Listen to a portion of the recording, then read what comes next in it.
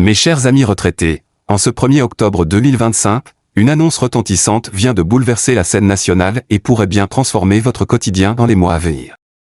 Le président Abdelmadjid Tebboune a signé un décret présidentiel mettant fin aux fonctions de Jafar Abdelli, le directeur général de la Caisse nationale des retraites. Publié dans le journal officiel à la fin du mois de septembre, cette décision n'a rien d'une simple formalité administrative, c'est un véritable tournant qui pourrait ouvrir la voie à des réformes profondes du système de retraite en Algérie. Jafar Abdelli, nommé en décembre 2022, n'aura finalement dirigé la CNR que durant un peu moins de 3 ans. À son arrivée, il avait suscité beaucoup d'espoir en promettant de moderniser la caisse et d'améliorer le quotidien des retraités. Parmi ces initiatives, on retiendra surtout la digitalisation de nombreuses démarches, permettant aux assurés de consulter leurs dossiers en ligne et de suivre leurs demandes plus facilement. Mais malgré ces efforts de modernisation, les difficultés structurelles restaient criantes. Les retards de paiement persistaient, les procédures étaient jugées trop complexes et surtout, le déficit financier de la caisse continuait de s'aggraver, plaçant l'institution dans une situation toujours plus fragile. Ce limogeage n'intervient pas par hasard. Depuis le début de l'année 2025, la colère des retraités n'a cessé de grandir. Dans plusieurs villes du pays, des rassemblements pacifiques ont eu lieu pour réclamer une revalorisation des pensions et une véritable amélioration des conditions de vie. Ces mouvements de contestation ont mis une pression directe sur les autorités.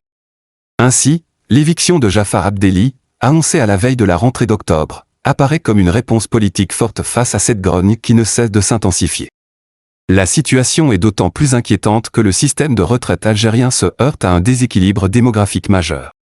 Dans les années 1990, on comptait 4 cotisants pour un retraité, alors qu'en 2025, ce ratio est tombé à moins de 3.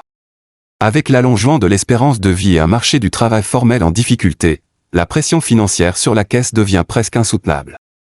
Les experts avertissent qu'en l'absence de réformes ambitieuses, la CNR pourrait se retrouver dans l'incapacité de financer durablement les pensions dans les prochaines années.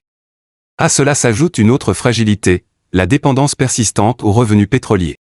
En 2025, les fluctuations du prix du pétrole continuent de conditionner la capacité de l'État à combler les déficits de la caisse.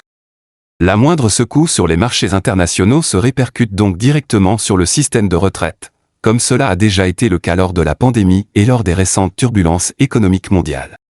Désormais, une question cruciale se pose, qui prendra la tête de la Caisse nationale des retraites?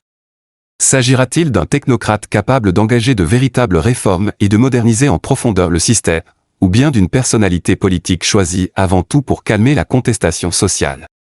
Le profil du successeur sera déterminant pour l'avenir immédiat des retraités algériens. Dans les coulisses, plusieurs pistes de réforme circulent déjà et laissent présager de profonds bouleversements.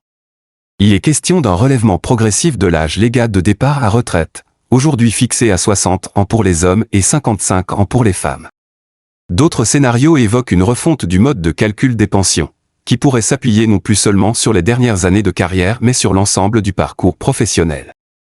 Certains parlent même de l'introduction d'un système complémentaire par capitalisation, venant s'ajouter au régime actuel par répartition. Pourtant, quelles que soient les réformes envisagées, elles ne pourront être acceptées sans un effort clair de transparence et de communication. Depuis longtemps, les retraités réclament un accès plus simple et plus complet aux informations sur la santé financière de la caisse. La publication régulière de rapports détaillés et la mise en place de mécanismes de contrôle indépendants seraient des pas indispensables pour restaurer la confiance et réduire les inquiétudes. Car il ne faut jamais oublier que derrière chaque pension se cache une vie de travail, une famille et une dignité à préserver. Chaque retard de paiement, chaque mauvaise gestion, peut avoir des conséquences dramatiques pour ceux qui dépendent uniquement de leur retraite pour vivre. C'est cela, au fond, qui est en jeu dans cette décision présidentielle. Le départ de Jafar Abdelli ne doit donc pas être vu comme un simple changement administratif, mais bien comme le signal qu'une transformation profonde est en préparation. Reste à savoir si cette transition apportera une amélioration concrète de la vie des retraités ou si elle ne fera que déplacer les difficultés existantes. Une chose est certaine, l'histoire des retraites en Algérie est en train de s'écrire sous nos yeux, et ce mois d'octobre 2025 pourrait bien marquer le point de départ d'une nouvelle ère pour des millions de familles.